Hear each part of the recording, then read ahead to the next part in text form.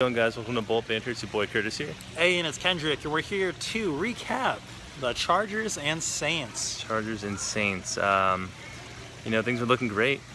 Golden that third quarter. Looking 8 great. minutes and 34 seconds left In the fourth quarter.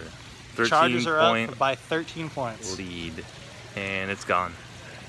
It's gone. Before you know it, Melvin Gordon gets the handoff, breaks the tackle at the line of scrimmage. He's running. And then by some slim chance, Von Bell's helmet slipped into Melvin Gordon's arm, popping out the football. And Benjamin fumbles the ball by after a Saints score. After a Saints score, by not getting to the ground in time, and the ball just kind of... And not even gaining possession. He like bobbled it enough to pull it in, and then just before you know, he dropped it. Non-contact fumble. Yeah, non-contact. Travis Benjamin just dropped it. That was just like a almost like he was freaked out by the tackle or something. But then the thing is, there's still hope. You got 2 minutes left in the game. But is there? You're rolling. But is there? But Matt Slauson, the noise too loud of the Saints fans in Qualcomm, or not enough Chargers fans in Qualcomm. And before you know it, he doesn't hear the audible, thinks the ball's supposed to be snapped, ball's on the ground. Yep. But Curtis, 3rd and 17. Dontrell Inman, wide open in the corner, dropped it. Hits his hands. Right off his face. hands. I think it was hit his face too, right? The commentators have the audacity to say that it was tipped by a corner. Now, that ball was clean. Phillip put it in there. And God help us that Phillip Rivers doesn't get killed in this game. Joe Barksdale to left tackle. DJ Fluker to right tackle. Can't even remember the guy at right guard. Franklin had some issues. Franklin was out. Matt Slauson was in there at center. We had Pulley in there. Yeah, that's it. Pulley at right guard. Yep. And then everyone was talking about, oh my God, DJ Fluker, he played right tackle. He'll be okay. There's a reason they moved him inside. They moved him inside because he can't make those outside blocks going out there. He can't get that back step. Oh my goodness. So great game until 8 minutes to go, and then... But that's just the story. That's just the story. We can't close it out. But the amazing thing is that I can't blame Mike McCoy. I can't blame John Pagano. Yeah, I was going to ask you, who do you blame more, players or coaches?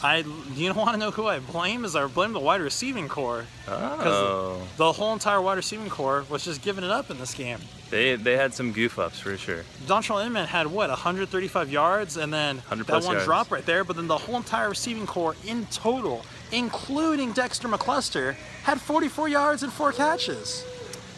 You know, Tyrell Williams was showing up there in a little, but it wasn't enough.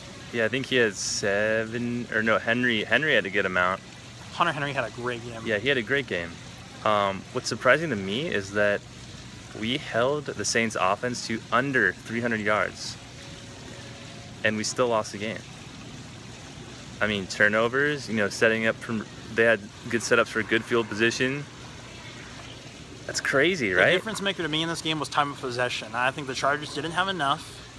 They didn't have enough time position on offense, chewing away at the clock, and they gave Sean Payton enough time to calculate and give Breeze enough time to just get at it. The first goof up was letting Gordon fumble that ball. I mean, you go in there and throw another score on top of that, you know, on top of that lead, that makes it really tough. And defense was just exhausted at that point. Yeah, exhausted. Like I was saying, like past couple weeks, they've given up like high 300s in terms of yards. They held Breeze to, or the whole offense, to under 300, which is like pretty reasonable, you know what I mean? Still lose the game. I mean, the 2 turnovers at the end were huge, and that gave the Saints great field position in both instances. So the thing that makes it hurt worse is that the Chargers are still better than this. Yeah. The Chiefs are getting blown out right now, 35-0 or something against the Steelers. The crazy part is, you know, that we could be... The Colts got beat today by the Jaguars, who we beat. And this is the Saints' first win on the season. Back-to-back weeks, you lose to winless teams, give them the first win, and it's literally not almost the same, but pretty dang close in terms of how it goes down. You know, you have the potential to win the game, close it out.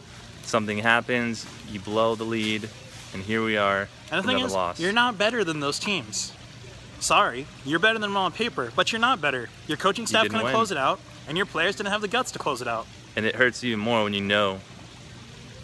Even though it's hard to say now, you could be undefeated right now. It does. You could have been 4-0. You could have been 3-1. Could have been 4-0. And instead, here we are. Talking about the Raiders and Broncos at the top of the AFC West instead of the Chargers. And guess who you're playing next week? Guess where you're going? Do you know where we're going next week? Oh, we're going to Oakland. We're going to the Coliseum. We're going to Oakland. the last game the Chargers might play in Oakland, because Oakland's probably moving to Vegas. But Raiders are looking pretty happy, feeling pretty happy looking great. after knocking off the 3-0 Ravens today.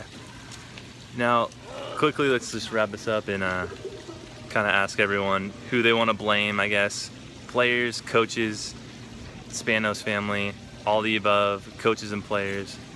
Let us know what you think. Nobody's getting fired this week. I'm going to tell you that much. Nobody's getting fired this week. No way, no way. My first rage instinct was coach, but dude, it's players. Coach didn't fumble the ball twice, you know? But the thing is, McCoy doesn't have the guts to go in there and then rip those guys a new one. He doesn't have it to give those guys a fire. And it's like, who's going to be behind Gordon, though? Like, if we pulled him and sat him just to give him some discipline? McCluster, you know? McCluster? Kenneth Farrow? Farrow? It's not gonna hold up. Andre Williams off the practice squad or wherever he is? Yeah, so we have some issues. Let us know who you think the person to blame is, or the people to blame are for what is going on right now with this crazy, consistent, except for the Jaguars game, losing mentality. And this is a bad thing. This is going to get in their heads in future games as we go along the season, of this mentality of, oh, we've done this before, we've lost this game, we've choked, we've done this. So you got to get out of that groove. You got to get a win here. Especially on Raider week. Yeah. We talk about injuries, we talk about teams that are better than us. The Raiders want to hurt the Chargers. And it's a division game. We're already 0-1. The Raiders want to be the top of the AFC West. Mm-hmm. And if the Chargers aren't better than them mentally, then they're not going to be better than them by gameplay, not by a long shot. We are going to have quite a game going on. But I think we'll talk more about that on Friday. We will. We'll give you a preview of the game. So remember, question in the comments, who do you blame this loss on? The coaches, the players, Spanos family, ownership, all the above, coaches and players. Let us know. Go ahead and like us on Facebook, follow us on Twitter, we're on Snapchat as well. Like this video if you enjoyed it, subscribe if you already have not, and stay tuned, like Kendrick said, for our preview of the Raiders game. We'll talk to you guys next time. Bolt up, San Diego. Bolt up.